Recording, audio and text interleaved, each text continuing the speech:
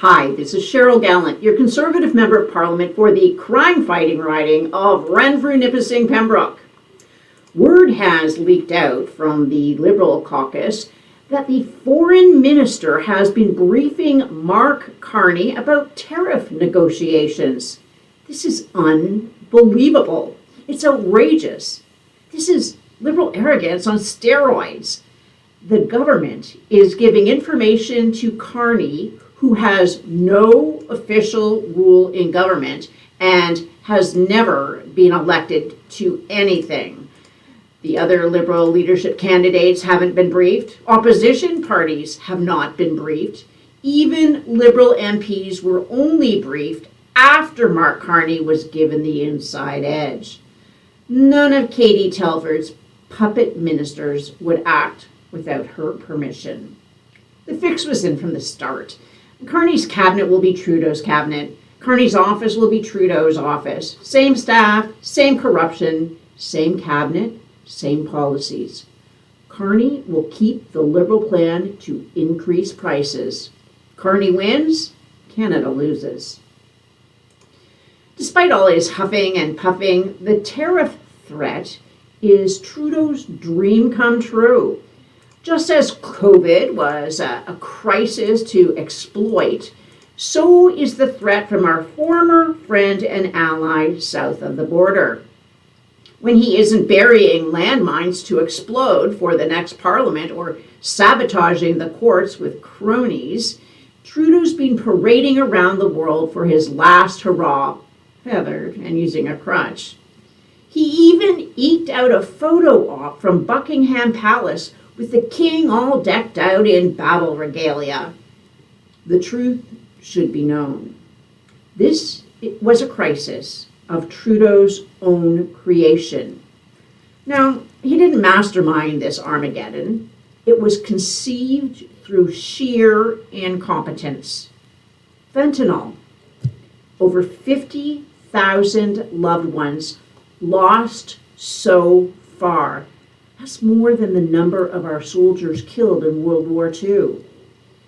Instead of expanding the RCMP to stop the ingredients to make illicit drugs from entering Canada, Trudeau decriminalized illegal drugs. He sicked FinTrack on political opponents and car part resellers instead of using the agency to end Canada's reputation as a safe haven for money laundering. All the things purported to have triggered the tariffs were due to Trudeau's refusal to allocate sufficient funds to defense and security. Trudeau even shrugged off the tariffs as a joke at first. He doesn't take anything seriously. He never has. His deliberate lack of action where it matters most is why we're in this predicament. Defense and security must be firmly in place before prosperity can take hold. Canadians are going to have to choose a new government, a party with a solid plan to fortify our defense and security upon which a sound economic plan can be built. There's just one leader with a plan to do precisely that. His name is Pierre Poilievre.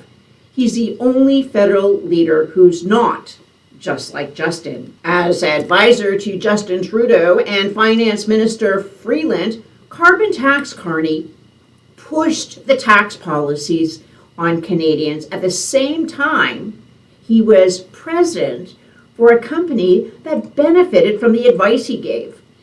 Every Liberal and NDP member of Parliament voted in favor of those tax hikes. Each one is responsible for the crisis the rest of us must now pay for. After steering Canada into a $60 billion hole for 1 year alone, Carney moved his company to the United States, where taxes are far lower than the ones he had imposed on the rest of us. Yes, while Canadians who can still afford to buy groceries scour the store shelves for items not made in the USA, he sold out our country. When caught, in typical Liberal fashion, he lied about it. Carney engineered the tariff crisis launched by the United States. Now he wants to swoop in and save the day, just as every other dictator has done throughout history. When criticized over last year's billion-dollar cut, Liberal Defense Committee members smugly whispered that the United States will never let us be attacked. All it took was 10 years of Trudeau and his MPs to change that. Mark Carney keeps lying. Now he can't even keep his lies straight from week to week. During the so-called debate, Carney claimed that Canada's economy was weak because it was too reliant on immigration. This week, Carney said Canada's economy is stronger than that of the United States, except that last month he was claiming Canada's economy was so weak he had to move his company's headquarters to New York.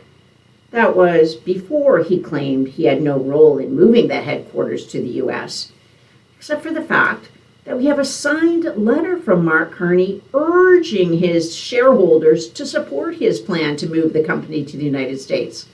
Conniving Carney can't keep his lies straight. Lucky for him, the CBC is there to protect him.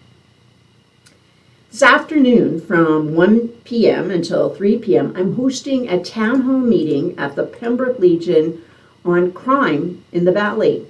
Our guest is Larry Brock, Shadow Minister for Justice. We look forward to seeing everyone who called our office saying they plan to come. The Ladies Legion Auxiliary is putting on their weekly soup and sandwich lunch fundraiser from 11 a.m. until 1 p.m. So that should be fun. Live from Pembroke, this is Cheryl Gallant.